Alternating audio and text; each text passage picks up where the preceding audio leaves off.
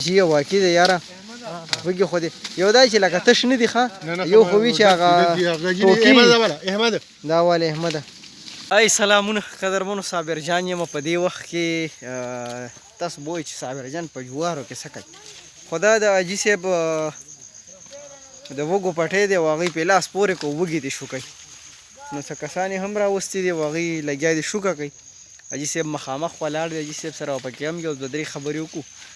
چې یاره پټي څه حالت دی او نن سبا چې کوم دی نو د جوارو چې کوم هغه کر دې کړی دی د هغې هغه پوزیشن څنګه نو حاجي صاحب سره به خبرې اترې وکړو یاران دوستان پکې لګیا دي هغوی شوکه کوي لګیا دي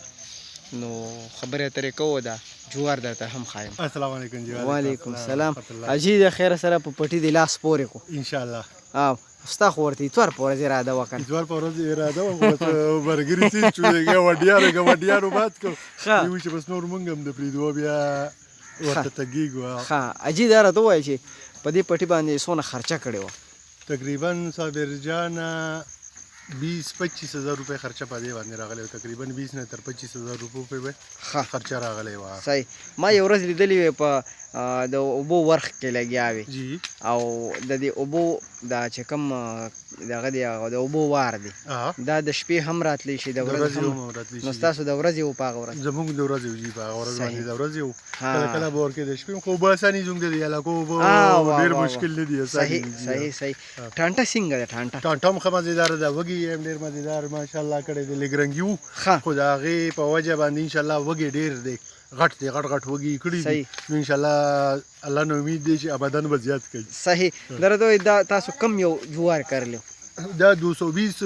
نوم و هغه 220 هم کرلی و ښه 220 نو دا تا لږ داسې رنګي نو کرلی که لږ خیال ورته وکړو که نه رنګي دي که نه رنګي دي تقریبا 2 فوټه 3 فوټه فاصله ده تقریبا مونږ خو فوټ کې کرلی و خو لږ یو ذره هغه د باران په وجه باندې دا لږ یو ذره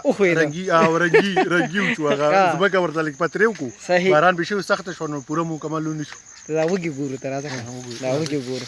قدرمنو اوس درته وږي ښایم چې د حاجي د ټانټو دا وږي په کومه طریقه باندې شوي دي او دا تاسو ته ښایي دا وګوره حاجي لګیا دی اوس شوکه کوي که نه دا ماته یې لګیا دی اخوا ورکره ملګری هم لګیا دی یا لکه وږي مات کاسې پکې سله ولاړ یې او که نه وږي مات کړه دا وګوره چې دا ټیک ټاک وږي دي که نه حاجي واقعي دی یاره وږي خو دې یو دا چې لکه تش نه دي ښه یو خو وي چې هغه دا ولې احمده ښه د خیره سره دا حاجي لګیا دی وږي ماتی دي حاجي دا ټکې ډېره مزه کوي اورې او دا ټک مزه کوي ښه او دا سیټ د باجره کرلی وه دا سیټ د باجره وه دا باجره ډېر زبردست انتهایي زبردست دا لږه د ری جوار باجره ډېر زبردست د ماشومانو چاروانۍ نه دی کړی ښه لکه دا ورته تا سیفټي دپاره کړی مالګیا دپاره هم ده خو بس سیفټي هم ده خیال دی ګورې قدرمنو ګورې حاجي چې دی هوښیارتوب په دې هم کړی دی ښه اورې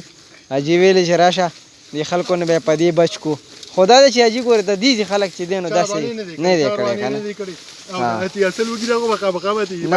که دا دی نه ماتولې تا به ولې ورکولې صحیح نه نو ترېشل به په خپل دغه کې راولې که نه دا به دغه ته وړئ یاره کوشش کوو چې خپل دغه کې راولو که نه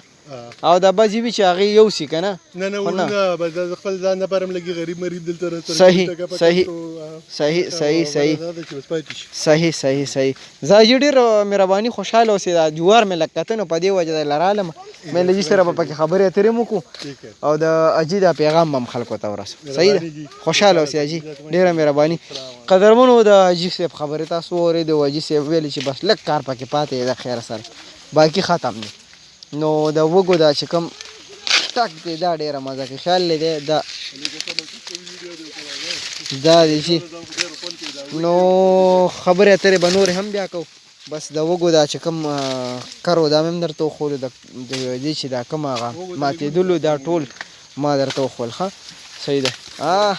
ډېر ښه ټک کوي که نه حاجي وایي بیا ونیسه نو بس بیا مې ورته ونیو زه ټیک ده مهرباني ښه خوشحاله اوسې